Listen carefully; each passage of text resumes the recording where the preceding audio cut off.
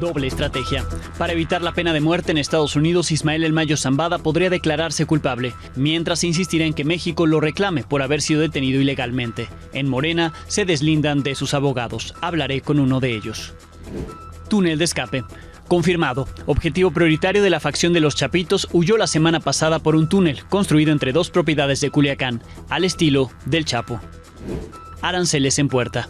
La fecha para la imposición de aranceles contra México y Canadá sigue en pie, 4 de marzo. A una semana de que se concrete, la presidenta Claudia Sheinbaum quiere volver a hablar con Donald Trump. 3 años de infamia. En el tercer aniversario de la invasión de Rusia a Ucrania, la ONU, líderes europeos, en visitas diplomáticas a Kiev y con manifestaciones, llaman a concretar una paz duradera.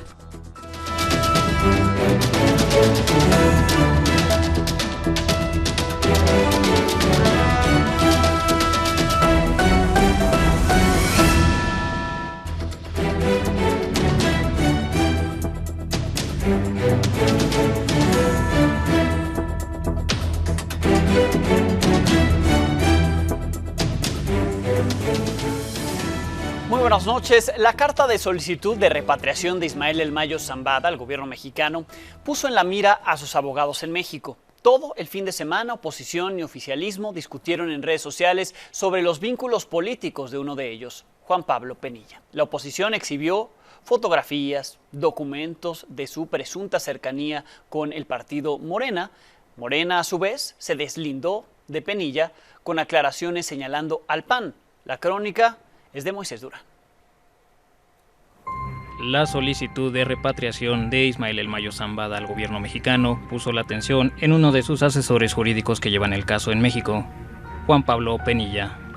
La oposición acusó a Juan Pablo Penilla de estar vinculado a Morena. Señaló que fue nombrado en enero de 2023 asesor honorífico del gobernador de Tamaulipas, Américo Villarreal, aunque autoridades de esa entidad señalaron el pasado sábado que el abogado no tenía cargo en el gobierno, y como prueba publicaron el periódico oficial, aunque con fecha de enero de 2024.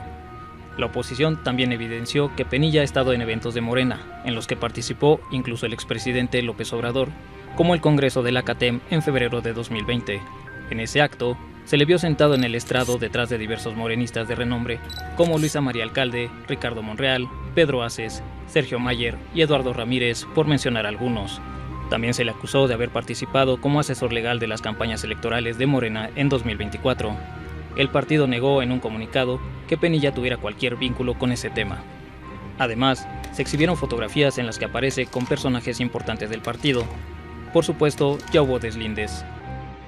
Primero, no conozco a la persona, pero sí es importante aclararlo, porque sale una fotografía ahí en donde ni sé exactamente en qué lugares, pero en la campaña, en los recorridos que hace uno por el país, pues se saca uno fotografías con muchísima gente. Cuando uno está en territorio, pues no sabe uno exactamente con quién se toma una fotografía. No tenemos ninguna relación ni con él ni con nadie que tenga presunción o vínculos de comisión de delitos. A esto se suma que el asesor jurídico de El Mayo recibió premios en el Congreso de la Unión. En la Cámara de Diputados, en julio de 2023, lo reconocieron como embajador internacional de la paz.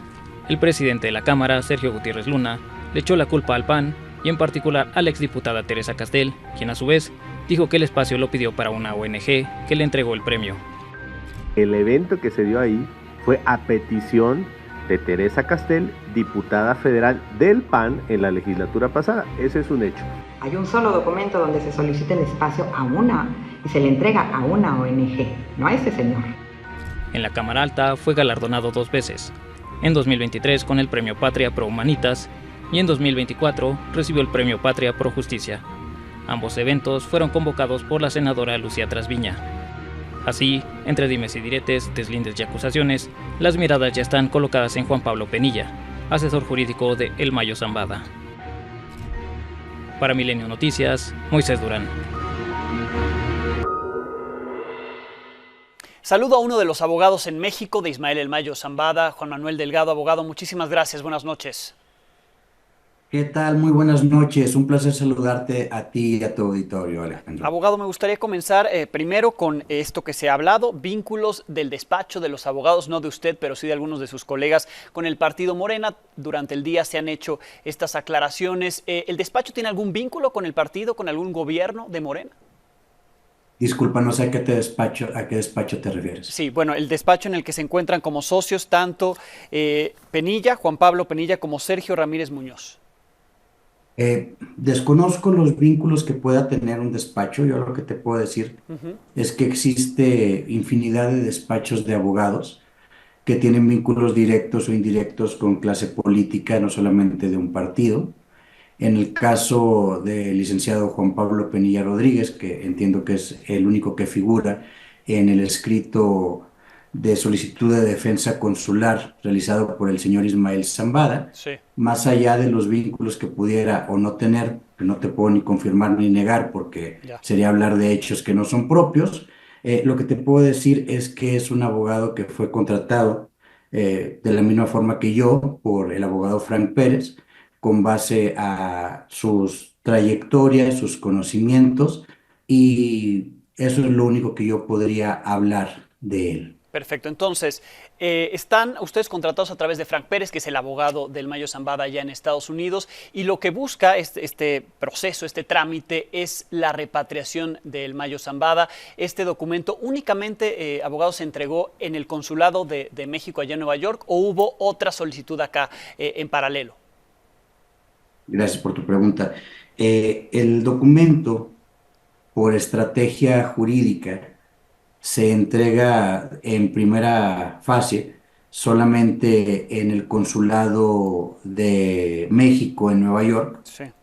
El documento es un documento que, como tú bien lo señalas, tiene varios ejes, entre los que podemos destacar la solicitud de repatriación del señor Ismael Zambada con base al contenido de un tratado suscrito por México y Estados Unidos, mas no ratificado por este último país, Ujú. que se derivó del asunto del secuestro transfronterizo del doctor Humberto Álvarez Machain en el año de 1990.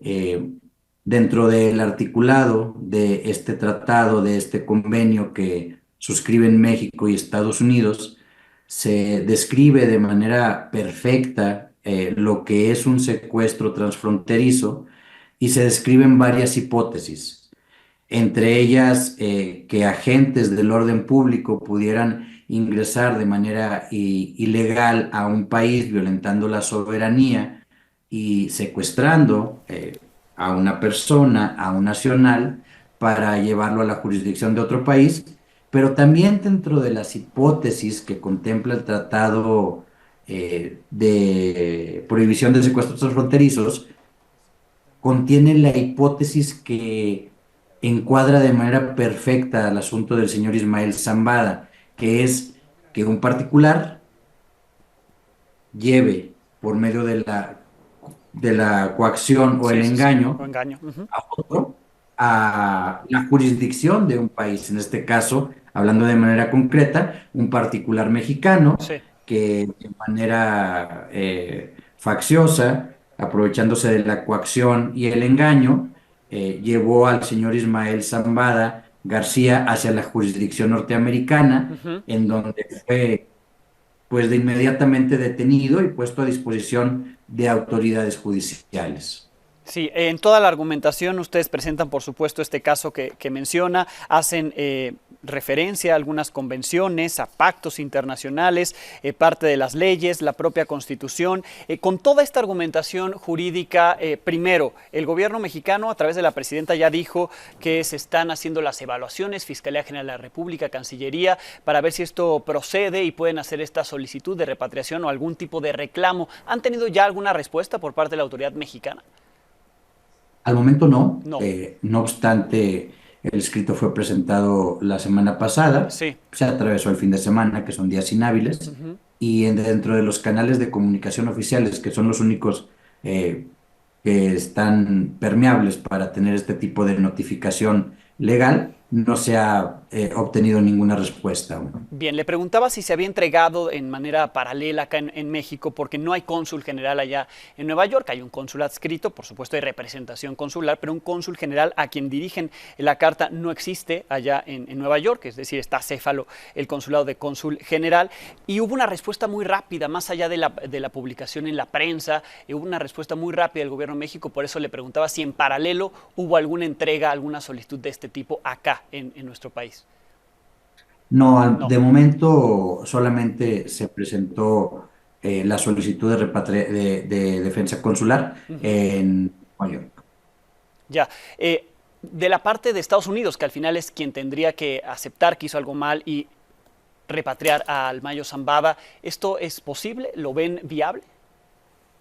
Bueno, si existen, como tú perfectamente lo acabas de describir, instrumentos jurídicos suscritos por ambos países, más allá del Tratado de Prohibición de Secuestros Transfronterizos, Sí. México y Estados Unidos tienen signado un tratado de extradición de nacionales, suscrito desde 1978, en el cual se enmarca el procedimiento que se debe de seguir para la entrega de una persona a otro estado, pues definitivamente, eh, salvo la mejor opinión tuya y de todo el público que nos escucha, los convenios y los tratados están hechos para cumplirse y los derechos que de ellos devienen para exigirse.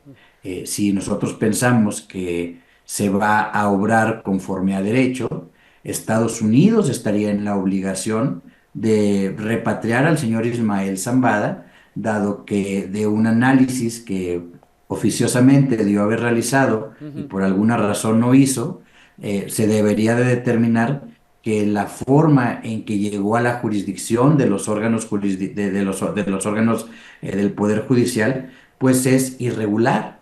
Entonces, con base a un principio de reciprocidad internacional y de respeto mutuo a las soberanías de ambos países, la obligación internacional de Estados Unidos sería repatriar al señor Ismael y por otro lado la obligación del Estado mexicano por medio de la dependencia que tiene facultades para ello del Poder Ejecutivo, que en este caso es la Secretaría de Relaciones, sería presentar la protesta formal y las notas diplomáticas necesarias a efecto, en un principio sí, de la solicitud de la repatriación del señor Ismael Zambada y yéndonos más allá de la exigencia de compromisos y seguridades suscritas por el Poder Judicial norteamericano de que al señor Ismael Zambada, de continuar su proceso norteamericano, no se le aplicaría ni la pena de muerte ni ninguna de las penas prohibidas por nuestro artículo 22 de la Constitución Federal. Exacto, que también ese es el temor, ¿no? que argumenta acá en la carta y que hoy el propio Frank Pérez, el abogado en Estados Unidos, decía, él no quiere ser juzgado con la pena de muerte, pero como no fue una extradición sí se la podrían imponer. En este caso, si se logra la repatriación, no sería una repatriación en libertad, sino que tendría que enfrentar los cargos que acá tiene, ¿correcto? Por Ya. supuesto, incluso más allá de la existencia o no de averiguaciones previas o carpetas de investigación que pueda tener el señor Ismael Zambada, de darse la repatriación se tendría que dar por la vía legal, es decir, que fuerzas del orden público de los Estados Unidos de América los entreguen a fuerzas policíacas de los Estados Unidos mexicanos, Correcto. quede a disposición e incluso lo legal y correcto sería que si Estados Unidos de América insiste en tener en su jurisdicción de manera legal al señor Ismael para poder someterlo a juicio, pues que solicite un procedimiento de extradición. Extradición. Bien. Y él no tiene problema con venir a enfrentar la justicia acá. Pues tenga o no tenga problema, es una obligación Ya. que todos los ciudadanos tenemos. Está Si dispuesto, claro. tenemos si en contra de nosotros pesa una investigación o un proceso penal, pues tenemos la obligación de afrontarlo, Ya. de la misma forma que tenemos el derecho o la necesidad de exigir pues, nuestras garantías constitucionales, como en este caso lo hace el señor Ismael. Sí, si no ocurre esto, entiendo que él estaría declarándose culpable allá para evitar la pena de muerte, esto en paralelo a lo que acá pueda avanzar. Es una posibilidad que depende de lo que platique el señor Ismael con el abogado Frank Pérez.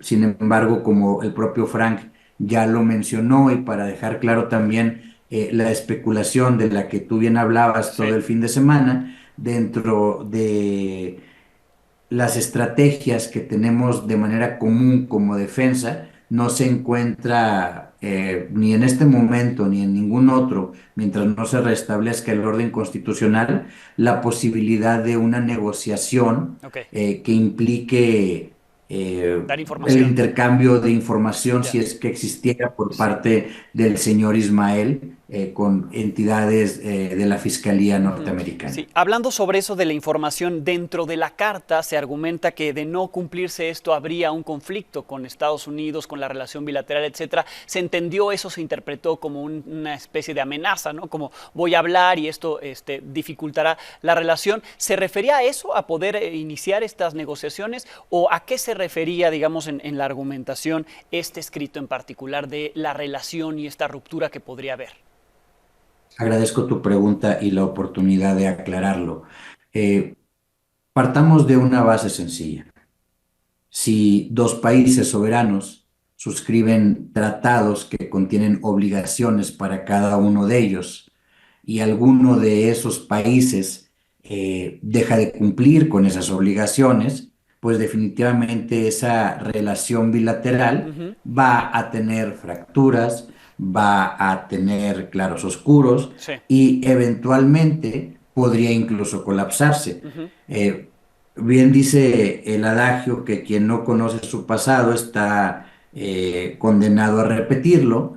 Tendríamos que recordar que en el año de 1990, en el secuestro transfronterizo del doctor Humberto Álvarez Machain y durante el sexenio del presidente Carlos Salinas de Gortari, se generaron amplias fricciones que justamente estuvieron a punto de fracturar de alguna manera la relación bilateral en materia de seguridad entre México y Estados Unidos.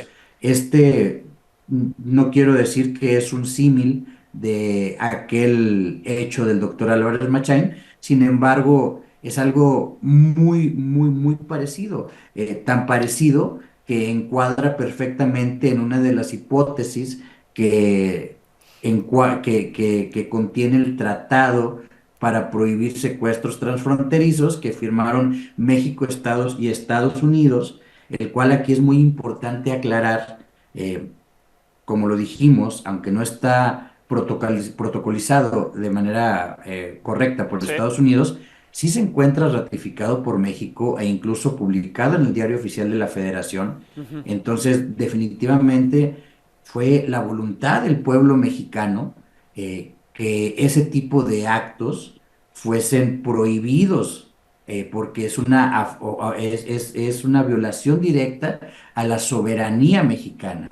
Entonces, este tema, más allá de la persona, es un hecho que debe de unirnos a todos nosotros como mexicanos en la defensa de nuestra soberanía. Hay que recordar que esa fue la voluntad popular en el año 2001 cuando se ratificó el tratado, y el tratado sigue vigente para México, tal vez no exigible para Estados Unidos por la falta de protocolización. Sin embargo, es la voluntad popular que se pueda defender nuestra soberanía y evitar el traslado de nacionales fuera de los regímenes legales para realizarlos. El tema de la soberanía estaría en riesgo si hubieran entrado agentes extranjeros y cometido el secuestro, o también se vio, digamos, en riesgo la soberanía porque un mexicano fue el que llevó, si se confirma esto, que fue el mexicano el que lleva al otro mexicano. Se ve en riesgo la soberanía más allá de por el hecho del mexicano que llevó bajo coacción o engaño a otro mexicano, por la omisión del gobierno norteamericano de verificar la forma en que fue puesto en su jurisdicción el señor Ismael Zambada. Que hubo una negociación, es decir, seguramente, para que eso ocurriera. Claro, en el derecho existen responsabilidades por acción o por omisión. Bien. En este caso, la omisión de verificar por parte del gobierno norteamericano la forma en que el señor Ismael Zambada llegó a su jurisdicción, definitivamente es una violación a la soberanía mexicana. Bien. Abogado, yo le agradezco mucho. Nada más para cerrar, vuelvo al inicio. La defensa se mantiene tanto en Estados Unidos, Frank Pérez es el abogado. Acá en México se mantiene usted, Juan Manuel Delgado González, y también sigue Juan Pablo Penilla, a pesar de lo que se ha dicho y a pesar de que haya o no haya esos vínculos con Morena. Correcto. Bien. Le agradezco mucho el tiempo. Le agradezco mucho, quedo a sus órdenes. Gracias. Muy amable, que tengan muy buenas noches. Gracias al abogado Juan Manuel Delgado. La presidenta Claudia Sheinbaum dijo que la Cancillería y la Fiscalía General de la República se encargarán de revisar esta solicitud que hizo el Mayo Zambada, así lo dijo. Pues ni caemos en chantajes ni caemos en amenazas. Cumplimos con nuestra responsabilidad, con la Constitución y con las leyes. Frente a una situación como esta, ¿a dónde va uno? Pues al derecho de cualquier mexicano, cualquiera que éste sea, y lo que dice la Constitución y lo que dice la ley. Pero además quiero decirles, esta persona tiene órdenes de aprehensión en México. Sí. El asunto es cómo se llevan las cosas que tienen que estar en el marco de la ley, de la Constitución y de las relaciones internacionales. Pero aquí nadie protege a un delincuente, nadie. Mientras unos quieren volver, otros buscan huir. En Sinaloa, autoridades federales confirmaron que a través de un túnel que conecta dos casas de la colonia Tierra Blanca en Culiacán, escapó un objetivo prioritario de la facción de los Chapitos la semana pasada. Emir Castañeda con los detalles.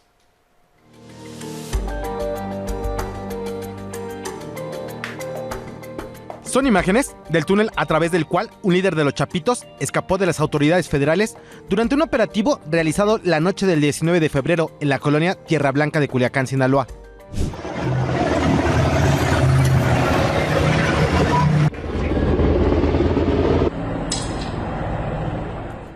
Uno de sus extremos se encuentra adentro de esta casa que fue intervenida por un grupo de militares la noche del operativo y que aún permanece con la puerta de la cochera dañada.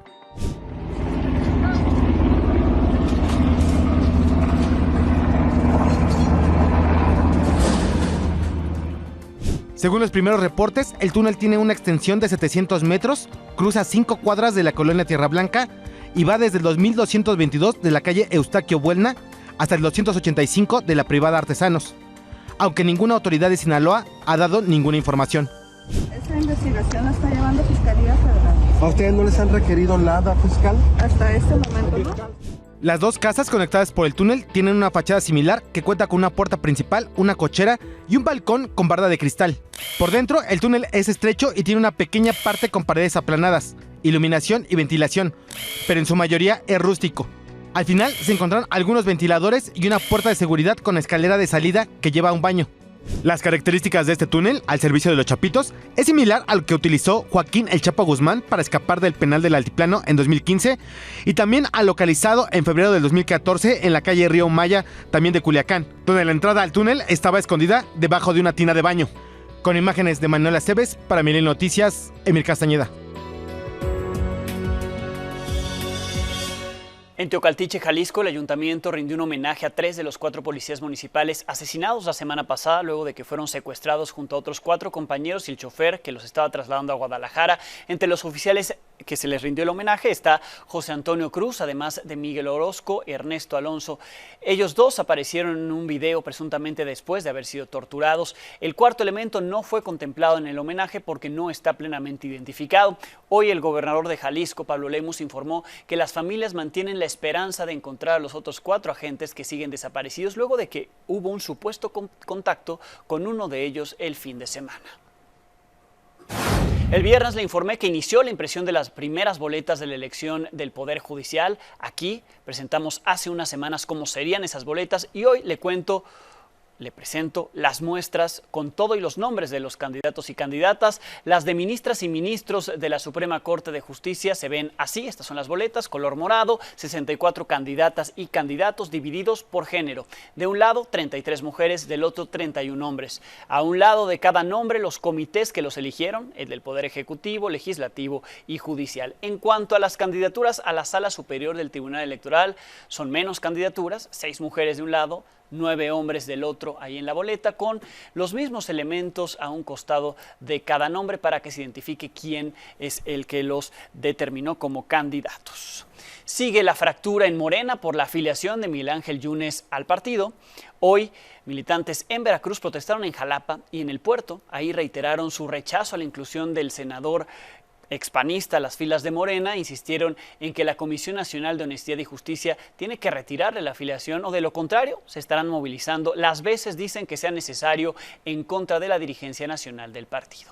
Por cierto, la Comisión de Honestidad y Justicia informó el fin de semana que ya inició el procedimiento y lo hizo de oficio.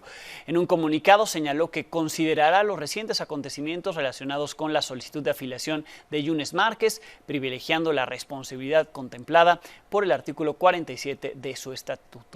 Quien ya se siente seguro en Morena es el expriista, ahora senador, Alejandro Murat. Ayer dijo que su nuevo partido, Morena, lo ha recibido muy bien, que ha recibido buen trato ahí, y criticó a quienes no lo quieren en sus filas, como el actual gobernador de Oaxaca, Salomón Jara, quien insistió en su expulsión de Morena. Hoy Murat reiteró que no se va. Yo ya estoy afiliado, ya lo dije de manera clara. Estamos aquí para sumar a favor de la presidenta Claudia Sheinbaum Pardo y para consolidar el segundo piso de la Cuarta Transformación. Y también decirles, los que tengan la piel delgada, pues que se hagan a un lado. Nosotros estamos ocupados en lo importante, como es pasar todas estas reformas constitucionales, ya 16, que están claramente dando resultados a favor de México. Estoy ya de militante desde que arrancó la legislatura y así seguiremos. Agradezco a todas mis compañeras y compañeros de Morena, no solo aquí en el Senado, sino a nivel nacional, su cariño y sus expresiones de apoyo. Y otros que se creía que se habían hecho a un lado reafirmaron su apoyo a la 4T. El actor Damián Alcázar apareció en redes sociales para aclarar que no ha dejado de dar su respaldo. En un video con el exdiputado Miguel Torruca Garza, directivo en la SEP, aclaró que el rumor sobre que se desligaba de la 4T es completamente falso. Estoy con Damián Alcázar y de una vez por todas vamos a preguntarle, ¿renunciaste a la Cuarta Transformación, querido Damián? Por supuesto que no. Miguel, hay alguien que usurpando mi identidad se mete a dar sus opiniones con las que no estoy de acuerdo, porque cada quien tiene sus opiniones, pero que no me utilice a mí. Yo no tengo redes sociales. Sí, porque ahorita andan diciendo, Damián Alcázar renunció a la Cuarta Transformación. ¿Renunciaste? Cualquier cosa le sirve a la derecha para estar haciendo todo el tiempo ruido. Y mira, ahorita le están pegando durísimo a nuestra presidenta, que lo está haciendo de maravilla. Que viva la Cuarta Transformación. Falta una semana para que se cumpla el plazo para la imposición del 25% de aranceles a los productos provenientes de México y de Canadá hacia Estados Unidos. La presidenta de México, Claudia Sheinbaum, dijo esta mañana que buscará tener otra llamada con el presidente de Estados Unidos, Donald Trump, para que cancele esa imposición de aranceles y confía en que haya un nuevo acuerdo. Este viernes pues necesitaríamos estar llegando ya a acuerdos importantes, ¿no? Estaría, si es necesario, buscando otra llamada por teléfono con el presidente Trump, lo que haga falta pues para llegar a un acuerdo. Nosotros nos guiamos por la colaboración y la coordinación que estamos teniendo y los grupos de trabajo. En el caso comercial, el secretario Ebrard estuvo en Washington. Entonces, en todos los temas hay comunicación. Y lo que necesitamos pues es cerrar este acuerdo, que yo creo que estamos en condiciones de hacerlo. ¿A qué podrían enfrentarse en la llamada con Trump? A esto, para el presidente de Estados Unidos, Donald Trump, los aranceles se mantienen, la fecha es inamovible. Así lo dijo el fin de semana y hoy lo estuvo reiterando. Not happy with Mexico, or I'm not happy with Canada either. I imposed 25% tariffs on all foreign steel and aluminum, and I will soon impose reciprocal tariffs on any country that charges us. The word tariff is my favorite word in the dictionary. You know. Next week, there's a key deadline for your Canada and Mexico tariffs. I believe those countries have done enough on the border to stop those from taking effect. The tariffs will go forward, yes, and We're going to make up a lot of territory. All we want is reciprocal. We want reciprocity. We want to have the same. So if somebody charges us, we charge them. It's very simple. Desde hace una semana le he informado acerca de los vuelos de deportación que Estados Unidos está haciendo al sur de México, ¿sí? No al norte, no al centro, hasta el sur, hasta Chiapas algunos. La mayoría de ellos, los que van ahí, son originarios del norte. Aún así, son llevados a los límites con Guatemala. Hoy se sabe que el gobierno de Estados Unidos los expulsa hasta allá para prevenir que intenten regresar a Estados Unidos. Así lo informó un portavoz de la Embajada de Estados Unidos en México, explicando que con esta medida se permite a las fuerzas del orden de Estados Unidos aprovechar todos los recursos para evitar que criminales, así los consideran, y contrabando peligroso entren o regresen a su país. A través de redes sociales, la Embajada de Estados Unidos en México informó sobre esta medida de llevarlos hasta el sur del país. Pidió a los migrantes no dejarse engañar por los coyotes que les prometen regresarlos. De seguir implementándose esta medida de llevarlos hasta el sur de México, los 10 albergues federales instalados en el norte del país seguirán teniendo cero afluencia. Muchas personas optan por regresar a sus lugares de origen, mientras que las personas extranjeras prefieren ser repatriadas a sus países o bien solicitar refugio acá en México. Panamá es otro de los países que está recibiendo vuelos de deportación. Ahí los migrantes no tienen la opción de decidir qué hacer tras ser expulsados de Estados Unidos. En las últimas semanas se han documentado imágenes de estos migrantes en las ventanas de un hotel. Es el hotel Decápolis. Ahí están pidiendo ayuda, ponen pancartas, cartulinas, los mantienen retenidos, no se les permite salir. Así Panamá, fíjense. El presidente de Panamá ha dicho que el plan es enviarlos de vuelta a sus países de origen, pero aún no se ha dicho cómo será ese retorno. Solo los han ido trasladando de un lugar a otro. Elías Cornejo, integrante de la red jesuita con migrantes en Panamá, explicó a Milenio, a este espacio, las condiciones en las que se encuentran estas personas migrantes. Escuchemos. Está siendo respetado en sus derechos, porque primero se le fuerza a venir a un tercer país que no quería venir y luego no se le está respetando el derecho a la movilidad. Aunque las autoridades digan que no están detenidos, no se les deja salir. Entonces, por tanto, yo creo que es muy importante señalar esto. Algunos ya han sido trasladados a Darién, a San Vicente, otros permanecen todavía acá. No se permite el acceso a nadie que no sea migración o policía, salvo la Defensoría del Pueblo, que sí logró acceder, pero más allá de eso no. Entonces, no tienen acceso a una asistencia legal, a saber cuáles son las condiciones de salud física, mental, etc. Entonces eso es bastante preocupante para nosotros que trabajamos el tema de derechos humanos. Cuando un gobierno participa de este tipo de acciones, se hace cómplice de la inhumanidad del sistema. Hoy se cumplieron 3 años de la invasión de Rusia a Ucrania. Son ya 3 años en guerra, donde Ucrania ha abogado incansablemente por el derecho legítimo a defenderse. En este contexto, líderes se reunieron hoy en Europa, en Estados Unidos, para tratar de conseguir la paz. Mi compañero Juan Pablo Valle nos cuenta.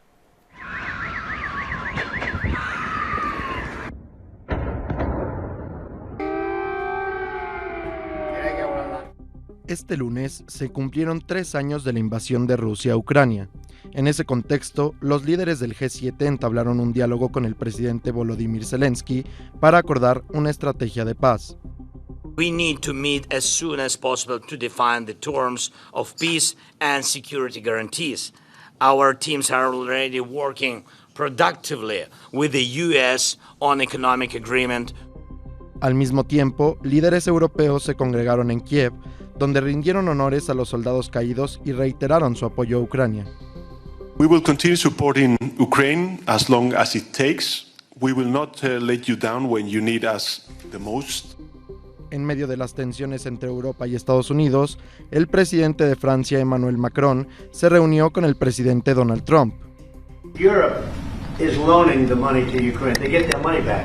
No, in fact, to be frank, we paid 60% of the total efforts, and it was through, like the US, loans, guarantee, grants, and we provided real money, to be clear. Comme l'a dit le président, de troupes qui iront observer que la paix est bien respectée, qui iront se positionner, pas sur la ligne de front, pas pour justement, en quelque sorte, être dans le conflit, mais marquer une présence comme une garantie. I have no idea what he's saying, but that is elegant, beautiful language. Go. President Zelensky, in fact, he may come in this week or next week to sign the agreement. and which would be nice. I'd love to meet him. Would meet at the Oval Office. Mientras tanto, la Asamblea General de la ONU aprobó una resolución que condena la invasión rusa y ordena el retiro de sus tropas de Ucrania. Rusia y Estados Unidos votaron en contra de esta propuesta que impulsó Europa. This war has never been about Ukraine only. It is about a fundamental right of any nation to exist, to choose its own path. Más tarde, Estados Unidos presentó otra propuesta en el Consejo de Seguridad de la ONU. Ahí no menciona la invasión rusa y solo implora un fin rápido al conflicto. Estados Unidos sorpresivamente se alió con Rusia y China y logró la aprobación de esta propuesta con 10 votos. This resolution puts us on the path to peace. It is a first step, but a crucial one of which we should all be proud. Mientras tanto, el presidente ruso Vladimir Putin ofreció a Estados Unidos la posibilidad de hacer un trato sobre tierras raras, pero en Rusia. В первом этапе административный ресурс для работы по этому направлению. Мы, кстати говоря, готовы были бы предложить и американским нашим партнерам. Para Milenio Noticias, Juan Pablo Valle. A 3 años del inicio de esta etapa de la guerra, ciudadanos ucranianos marcharon en distintas partes del mundo para exigir la paz y un acuerdo justo para Ucrania. Salieron a las calles en Alemania, en Eslovaquia, Londres, París, Nueva York, por supuesto, la Ciudad de México. Esto es parte de lo que se vivió en la capital del país. Información de Erika Flores. ¡Viva Ucrania! ¡Viva! ¡Viva México! Rusia desató la primera guerra continental en Europa en el siglo XXI, socavando el sistema de seguridad mundial colectiva establecido después de la Guerra Mundial. There was a few-day trip because the war was started and there was a chaos. People didn't know what to do. So I went by a car to the border of Ukraine and then to the Istanbul. And after this, there was a flight to Mexico.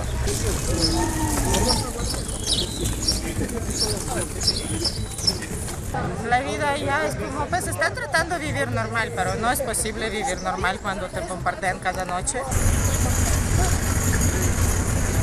It's really important to understand what does it mean to stop the war, because Trump, I believe he wants to just frozen the war, which doesn't mean stop the war for Ukraine.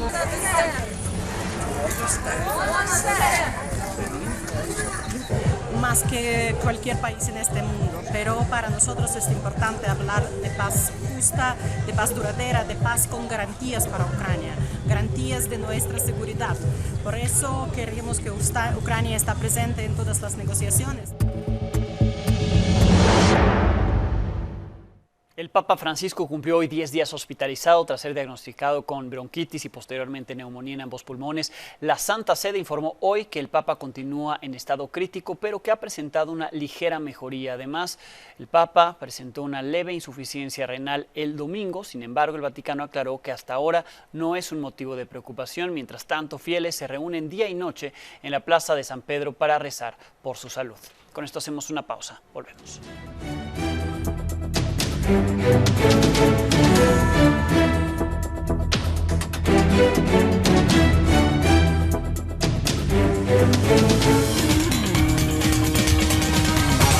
Miriam Taide, muy buenas noches. Muy buenas noches, Alex. Lamentablemente tenemos que hablar de nueva cuenta de violencia en este espacio de deportes. Ahora se presentó en el duelo entre Pumas y América en el Estadio Olímpico Universitario, después de que circularon estas imágenes que vamos a ver justamente en pantalla, pues en redes sociales, de esta disputa, de esta pelea entre aficionados. Vamos a verlas. Pues un usuario señaló a Raúl Uriel Silva como uno de estos agresores. Esta persona fue exjugador de los Burros Blancos del Instituto Politécnico Nacional y por ello Marcos Sosa, director de Servicios estudios educativos del Instituto Politécnico Nacional, confirmó que Silva fue capitán del equipo de fútbol americano, pero desde el 2024 dejó de ser elegible para jugar. Por supuesto, resaltó que lo sucedido, Alex, va en contra de los valores y principios de la institución educativa.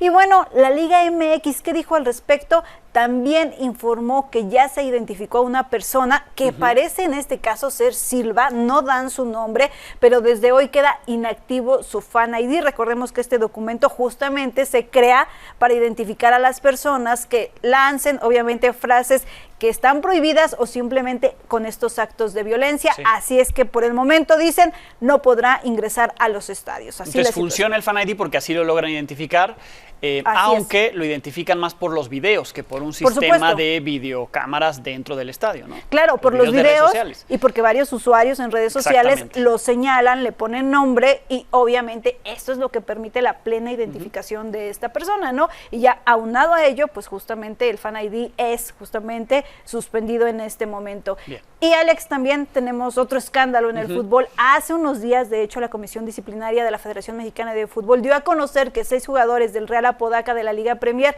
y uno más de Correcaminos serían sancionados en este momento con diferentes tiempos de suspensión. Entre todos, Alex, fueron 57 años alejados de toda actividad relacionada con el fútbol profesional. Esto por un tema de apuestas. Mis compañeros de mediotiempo.com tuvieron acceso al video en el que los jugadores se ponen de acuerdo con otros personajes para arreglar un partido e incluso se escucha la cantidad por cada partido arreglado que le iba a tocar a estos jugadores, que era de $3,000, 60,000 pesos aproximadamente. Vamos a ver parte de este video. Veamos.